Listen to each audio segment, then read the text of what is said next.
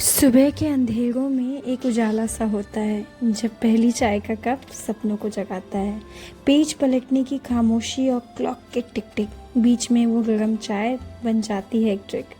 कभी फ्रस्ट्रेशन के आंसू, कभी उम्मीद का सहारा, हर सिप के साथ लगता है हाँ हो जाएगा दोबारा। लाइब्रेरी के टेबल पे रखा वो कप कहानियाँ सुनाता है, हर एस्पिरेंट के अंदर एक फाइटर जगाता है।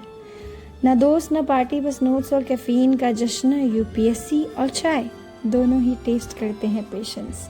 और जब रिजल्ट आए, नाम लिस्ट में दिखे, चाय की एक छोटी सी चुस्की भी विक्ट्री लगती है। ये रिश्ता है हम एस्पिरेंट का चाय के साथ। बस पढ़ाई तक ये रिश्ता सीमित नहीं है, ये एक इमोशन है। सुबह के 5 बजे की वो पहली चाय, जब दुनिया सो रही होती है और एस्पिरेंट एक नई उम्मीद के साथ किताब खोलता है। लाइब्रेरी के कॉर्नर में रखी वो ठंडी हो चुकी चाय भी बार बार मोटिवेशन देती है कि तू कर लेगा। हर फेल्ड टेस्ट के बाद एक कप चाय और दिल से एक ही बात निकलती है, कल से और अच्छा करूँगा। So hey guys, welcome back to the channel and you watching Tussle for UPSC. This is the third day and third episode of my 7-day hard challenge. जैसा कि मैंने पहले ही कहा था कि मुझे लगता है कि 5 days में हो जाएगा। सो कल जो है मेरे फ्रेंड के बर्थडे के आने के बाद मेरा व्लॉग भी ख़त्म हुआ था 10 o'clock and I couldn't sleep for the entire day. I thought कि मैं सो जाऊँगी, but then I slept around like 2 o'clock for 4.5 hours and then I decided कि ठीक है, I'm not a morning person so I'll stick to the night routine only. And then again I slept around कर करके 10 o'clock I slept and woke up around 2:45 तक मैंने बाल बना लिए थे। सो एक्जैक्टली मुझे नहीं पता at what time I woke up, but by 2:45 I was making my hairs. Then मैंने चाय पी and then I came to my slot.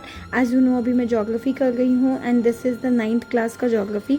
अभी 9th क्लास की ज्योग्राफी स्टार्ट करने से पहले मुझे 8th क्लास की ज्योग्राफी की काफ़ी सारी वीडियोस बनानी थी and I couldn't even make notes, so I was just preparing for it. क्योंकि मैंने रीड तो कर लिया है बट इसमें से कुछ इंपॉर्टेंट पॉइंट्स छांटने हैं जो मुझे रखना है, because now I don't want to open my NCERT again. It's very hard to open the NCERT again and again. So इतना मैंने पढ़ लिया है कि अब मैं सोच रही हूँ कि ज्योग्राफी में से सिर्फ वो टॉपिक ही मैंने पढ़ना है जो मैंने सेल्फ नोट्स में रखे हैं and then I have to make the videos. So I probably be making it in the weekends, because अभी तो वीकडेज स्टार्ट हो गया। So I have to work also for 6-7 hour मेरा वर्क रूटीन होता है, so accordingly I have to manage. But yeah, it's going good, it's going great and I am getting a lot of support and love from you guys. Thank you so much.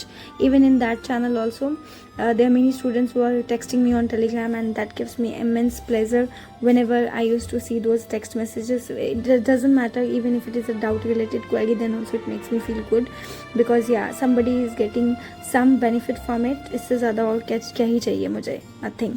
सो यही था and आज 3rd day चल गया है and मेरा हो ही गया है। 8th क्लास तो कंप्लीट हो गया है, मैं 9th अभी स्टार्ट कर दिया है। अभी जो वीडियो आपको स्क्रीन पे दिख रही है इसमें मैं 8th क्लास के सारे मतलब इस पर्टिकुलर बुक से सारे टॉपिक छांट के लिख रही थी कि मैंने 2 पेजर में इसको ख़त्म कर दिया है। तो 2 पेज मैंने बस 2 ही पेज लिखा है, 2 पेज जो है 2 पेज में मैंने फिनिश कर लिया जितने भी इम्पॉर्टेंट टॉपिक्स थे। And then I was making this class 8 geography का मैंने कहा फिर मैं बता ही देती हूँ फुल बुक ब्रेक डाउन करके कि क्या क्या इंपॉर्टेंट टॉपिक्स थे।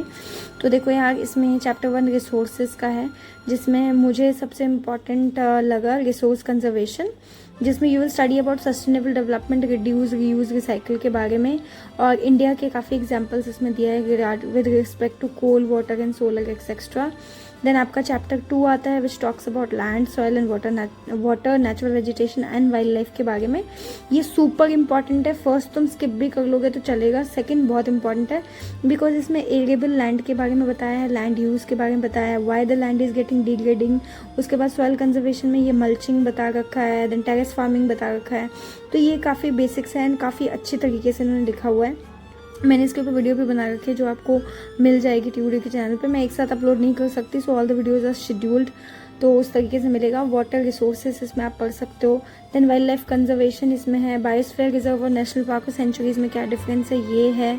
और यहाँ पे आप जैसा कि देख लो सुबह हो चुकी थी, तो सुबह हो गई थी तो मैं थोड़ा छत पे आ गई। नहीं, गिम्बल को लेके नहीं आई बिकॉज गिम्बल बहुत बदमाशी कर रहा है आजकल, छत पे आके भौ करते रहता है, मेरे कान में बहुत दर्द होता है। तो मैं यहाँ पे बैठ के कुछ सोच भी गई थी यही कि मतलब जैसे कुछ कुछ चीज़ें थी जो मेरे माइंड में उस वक्त आ गई थी, जैसे निमोनिक्स कुछ याद कर लिए। निमोनिक्स में जैसे मैंने यहाँ पे ये देखा था, एक छोटा सा राइमिंग दिमाग आया था, में आया था मेरे, जैसे trans up high great peak snow lesser green where people go Shivalik low plains below.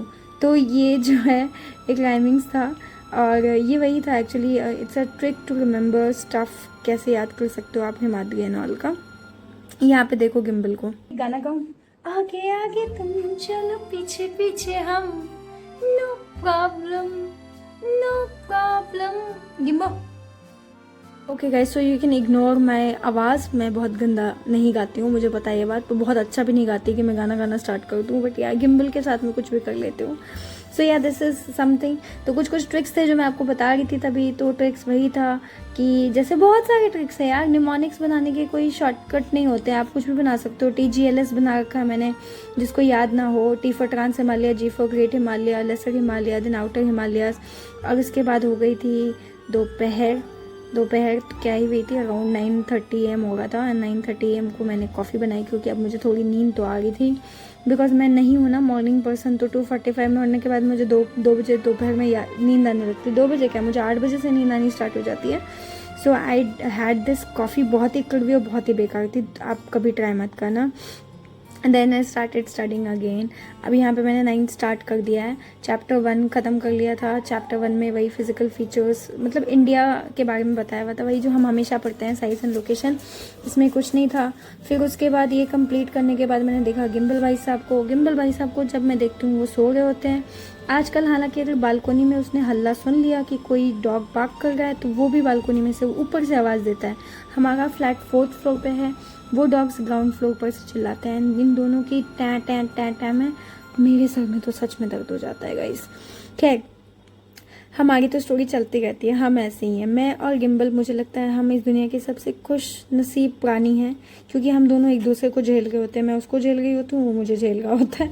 तो या it's going good, and I hope आप लोग भी काफ़ी अच्छा कर रहे हो अपनी लाइफ में।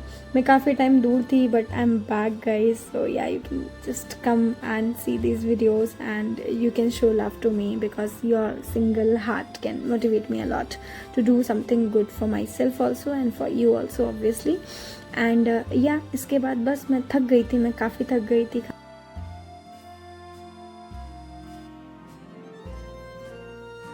ओए गिम्बा, अपनी शक्ल दिखाओ सुंदर सी। अरे बहुत छोटे हो तुम तो यार।